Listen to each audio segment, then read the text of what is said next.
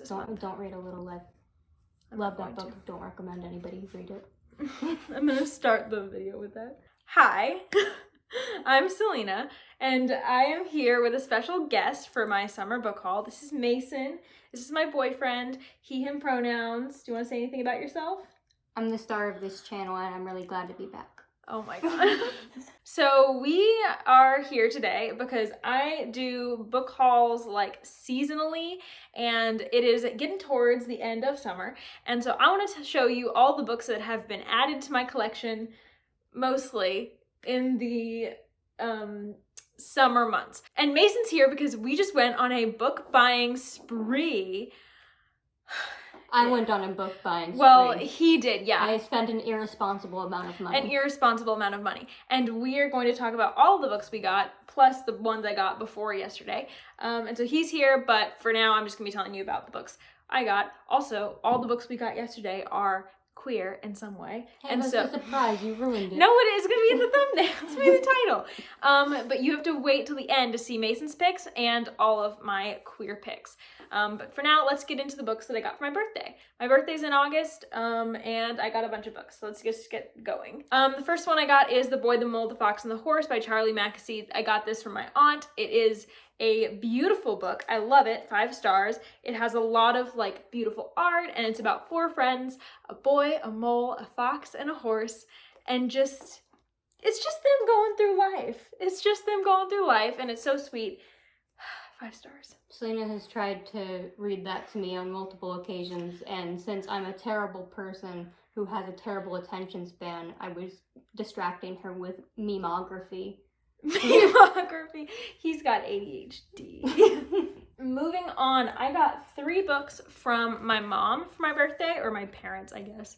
But like your mom. My mom like handles the presents. Okay, so the first one of those is Duel of Fire by Jordan Rivet. I've also already read this one. This was a 4-star book. This is like a fantasy that's like in between the YA and adult range, I would say. It's very short. It's very fast paced. It's about a world where there are fire wielders and they are kind of oppressed. We follow the daughter of a fire wielder who is not a fire wielder herself, but she is a duelist, and she gets involved in the world of dueling and ends up dueling as a dueling partner to the prince of the kingdom, and things start a-brewing. I recommend it if you like fantasy. And then the next one that my mom got me, I've also already read, and that is Unkindness of Magicians. Mason loves this cover because who wouldn't, honestly? Look at it.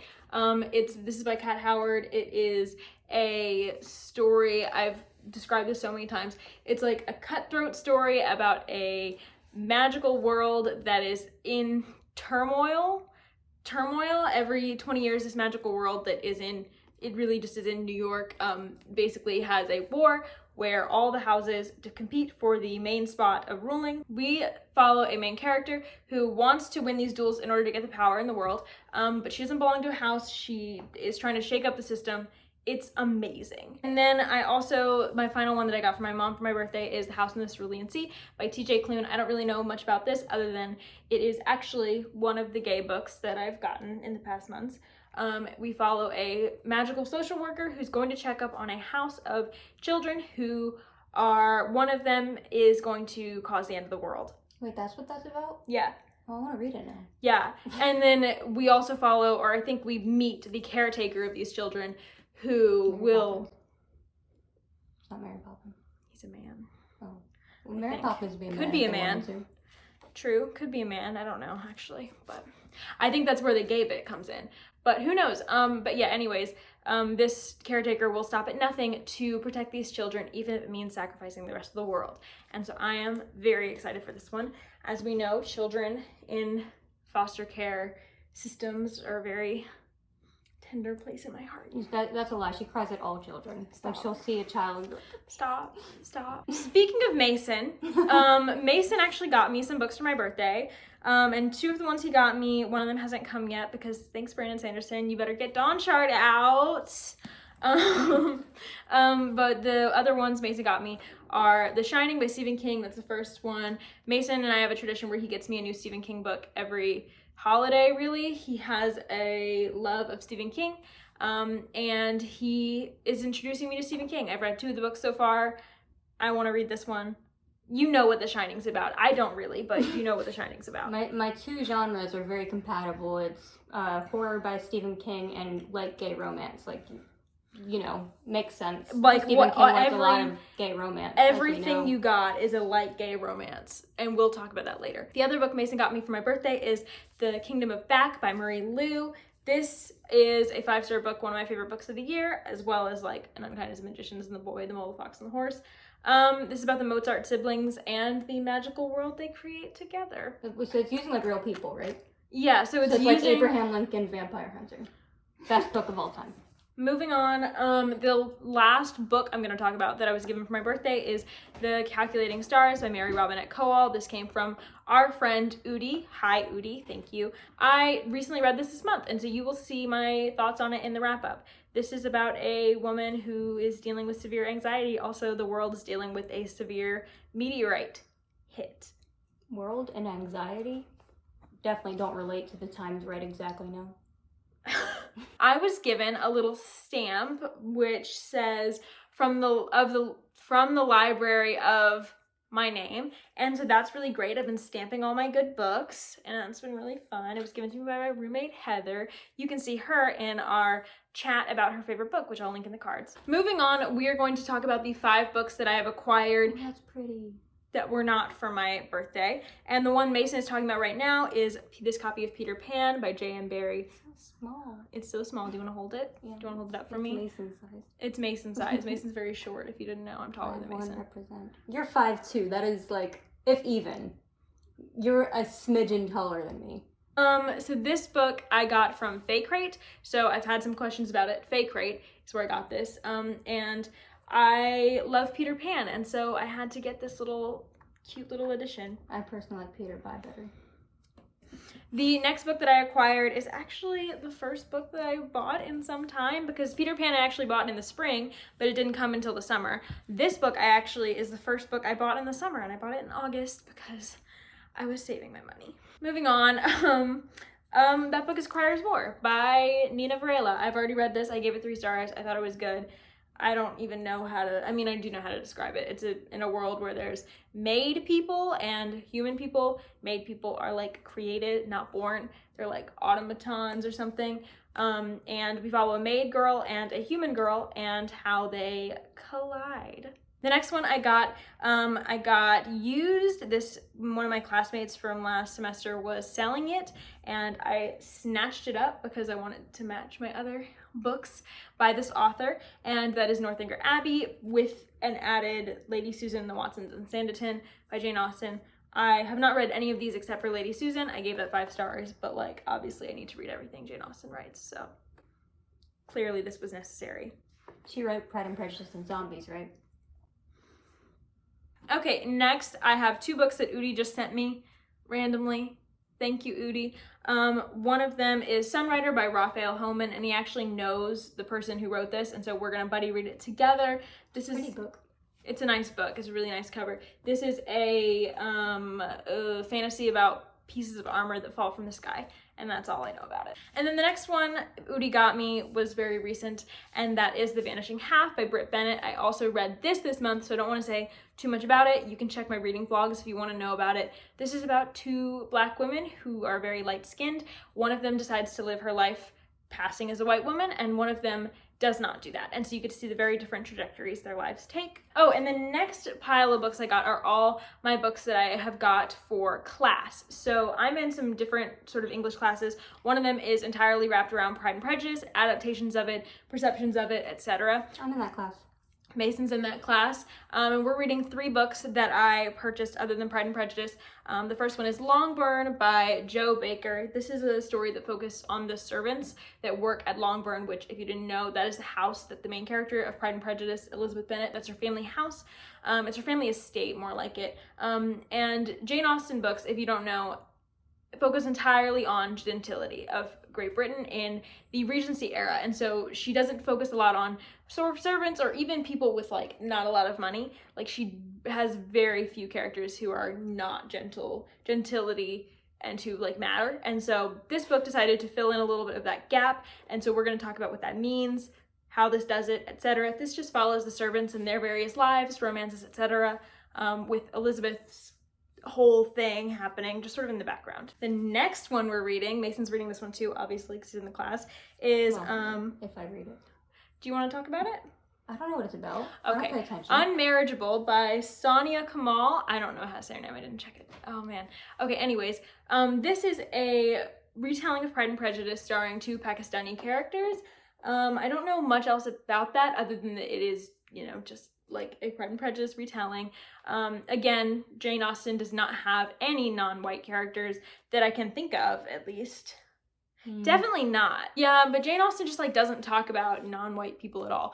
And so like this book is trying to, you know, take the beloved Pride and Prejudice story and like allow it to be for other people other than just white people. And it's also modern. Like this takes place in modern times, and so it's more of like a modern retelling as well. So that'll be really interesting. I think it'll be really cool. We're also meeting the author, which is gonna be really cool. The next thing that we are reading for that class is The Lady's Guide to Celestial Mechanics. This is gay, if you can't tell from that cover. This is a like romance book, right? Like this is like the mass market paperback. Like it's gonna have it's gonna have explicit sex. Like I've only read romances that are more like this, like contemporary romances, which I'm guessing this isn't gonna have a lot of explicit sex. Well, our teacher didn't warn us of it. She only warned us with this one. Oh, okay, yeah, okay. I thought you were saying that contemporary romance doesn't have No, it can, but it's not going to be as often or as detailed as this. I'm excited to make my first venture into like traditional romance novels, because when I got into them, I was definitely more on the like new adult, is that what you call them? Like new adult, or, like, contemporary romance, contemporary, like Christina Lauren. All of that stuff. I got really into those, but I've never actually tried that stuff because I haven't been a romance reader for actually that long. Yeah. And this, I actually know a bit about this book.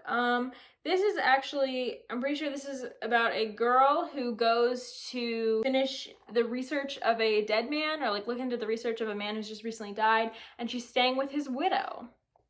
I literally had no idea what that book was about because I heard like sapphic romance and I was just like, that's all I need to know. There's a relationship with a widow and like a young girl, and so that's really interesting because widows have some of the most political, not really political, like social economic power of the time, and so that's really interesting. This genre takes their husbands. I am also in another class with Mason. We're 3 classes with Mason, but the one I'm going to talk about is literature of fantasy. And so I have some books I want to haul for that. I have some other books to haul for this, but they haven't gotten here yet, which is really a problem. But the first one I'm going to talk about is Kindred by Octavia Butler. All I know about this is about a Black woman who is sent back in time. I think she lives in our time. Yeah, a modern Black woman, it says. And so she is sent back in time into the antebellum South, and she is tasked with saving the life of this white man over and over, I think. I'm not sure how old he is. I'm not sure whether it happens like multiple times. I think it happens multiple times. But you basically find out that she is actually related to this man who she has to save. And so, because if she doesn't save him, then she will cease to exist.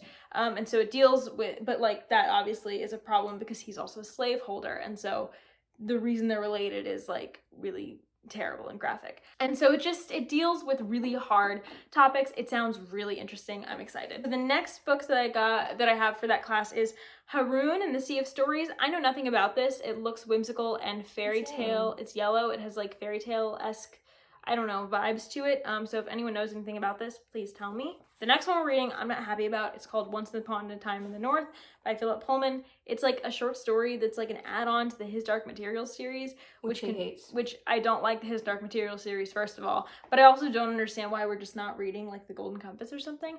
Whatever. You don't think that's a blessing because you didn't like the Golden Compass? I mean, kind of. I guess this is shorter, so I don't have to put up with his prose for that long. Maybe I won't hate it this time. I'm going to try and go in with an open mind, but I'm not sure why we picked this, especially because, like, I don't know why anyone would read this if you weren't, like, a big fan of His Dark Materials. That's not to be mean. This is, like, a short story he added, like, that were about fan favorite characters. I don't know why anyone would read it who wasn't, like, invested in the characters already. But we'll see. We will see. Like reading the Wind Through the Keyhole without reading the Dark Tower series. Like, yes. It can stand on its own, But why would you want to? Yeah, it's better if you love the character. It's like reading The Language of Thorns without reading like the Grisha trilogy or anything. And the final book that we are reading for this class that I have with me is The Berry Giant by Kazuo Ishiguro. It has amazing pages. I know nothing about this other than it's like literary fantasy, and so it's like, you know, like character driven, slow, and it's got Arthurian vibes to it. I'm excited. I'll put to sleep. That's your problem. Okay, now for the books that we got yesterday in our trip to a bookstore. It's my first trip to a bookstore since everything began with COVID. I think it's yours too. Yes, definitely. We were very safe and responsible. Don't worry. Yeah, totally. And I just wanted to show first, before we get into my books and Mason's books, which are all gay, some books that are sadly not gay, as far as we know. And these are the books that my roommate got, Heather. I'm just going to show, I convinced her to get Rebecca, which is one of my favorite books. You should all read it. And she got this book called Shiner by Amy Jo Burns, which seems like it's going to deal with like corrupted Christianity, which sounds really interesting. It's got a West Virginia mountain setting, and it's got a beautiful cover. I know nothing about it, but Heather read the first introduction section out loud last night, and honestly kind of want to read it now because I thought it's very literary sounding, and I'm into that. Yeah, it's also about like women's. It takes the perspective of a lot of the women. So moving on, I've already showed you the 3 gay books so far that I've gotten, and yesterday I got a 4th during this summer, and that is More Happy Than Not by Adam Silvera. BookTube loves Adam Silvera. They love More Happy Than Not. I'm sure you all know, and I'm excited because I'm reading it currently. And it's about this I think this boy is Latinx, and he is having a hard time. He's recently experienced a really dark loss of his father, and he's also having, he's having some trouble remaining on the earth. You need to be in the frame. He's having some trouble wanting to stay here, and he is just having a hard time. But he has this amazing girlfriend. He thinks they could be on the up. He meets this new friend, and he develops feelings for that friend. And so in this world, which is our world with some added technology, there is the possibility to erase some memories, erase some things about yourself. And he just wants to do that. He wants to get rid of some of the trauma he's had. He wants to forget about this other person so he can, be with the girl that is amazing for him. But nothing's ever that easy. And so that's this book. This is a beautiful cover. It's the new one.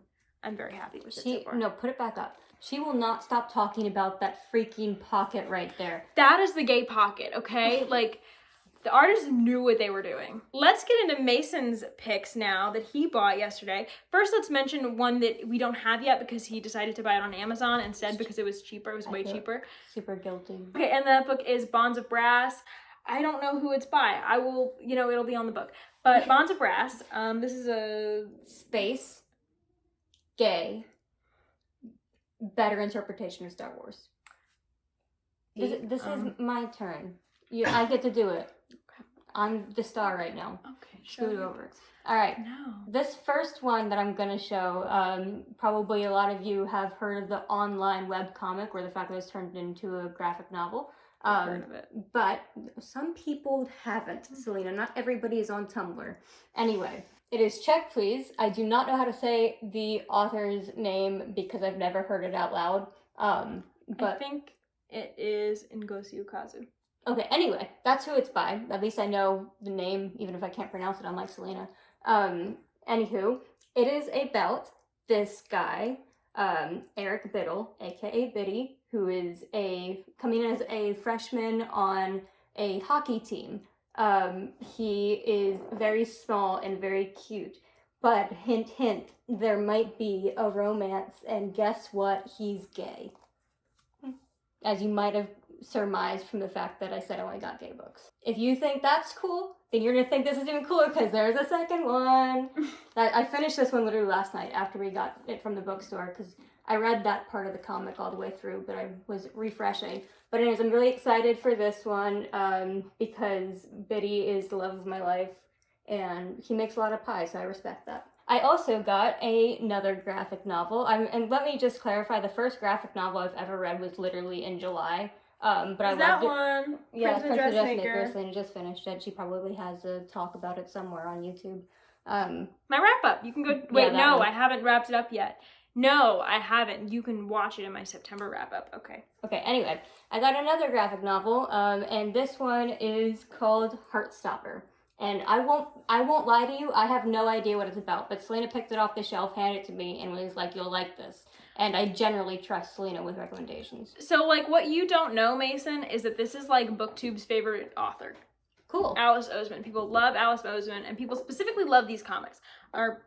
I just did it, graphic novels, and I don't know anything really about them either, except for, like, it's cute. Also, like, Alice Oseman doesn't really do plot. Literally, and Mason hates plot. And not in the creepy way, but in the, look, you don't need things distracting from the romance. The next one is a book that Selena's been telling me about for a while. It is The State of Us by Sean David Hutchinson. Anyway, I know that the plot of this one is that there are two nominees for the presidential position. And the sons of the Democratic and the Republican nominees do something gay with each other, I presume. Anyway, I've been excited for this book because it feels like it will be reminiscent of Red, White, and Royal Blue, which is my favorite book, just in terms of themes. So I wanted to see how it stacked up. I'm sure it won't beat Red, White, and Royal Blue because it's the best book ever written of all time. But no, I'm excited for it. I want to see what they explore in this, and like, I loved how Red, White, and Blue, Royal Blue had a lot of like political interest in it, like about how the relationship impacted the politics. So I enjoy that type of plot, I guess. That's acceptable. Sean David Hutchinson used to be my favorite author, fun fact. Okay. And this is the last one that I got, I think. The grand finale. The grand finale, and that is Cemetery Boys. And let me just, outline a few things. Gay. Trans. Ghost. Paranormal romance. I guess. Okay, it's whatever. a ghost. Literally, what else are you gonna call it? You're gonna tell me that ghosts aren't paranormal. What's the movie Blank Activity called? Okay. What is it about?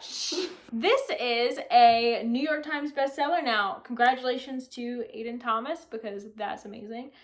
This is Own Voices. Aiden Thomas is trans and also Latinx, and we also follow a trans Latinx boy. Which is very exciting because I've rarely read books about trans characters because frankly not enough exist, and certainly not trans characters of color. And even more than that, trans characters who are not straight. Yeah, exactly. And this has also got a gay romance in it. Yeah, exactly. So it's like combine, like I know, like I'm not a gay trans man, as you might be able to tell from this whole thing, but no, I am bi, and it'd be really cool to see some of that represented, since you rarely get to see in media trans men who are attracted to men. I'm excited. I'm gonna read this too. I like how we're just showing the gay one. Yep. Thank you for watching our book haul, my summer book haul, plus our very gay book haul. Bring your books in a little more. Okay, cool. And I will see you in my next video. Bye. Bye.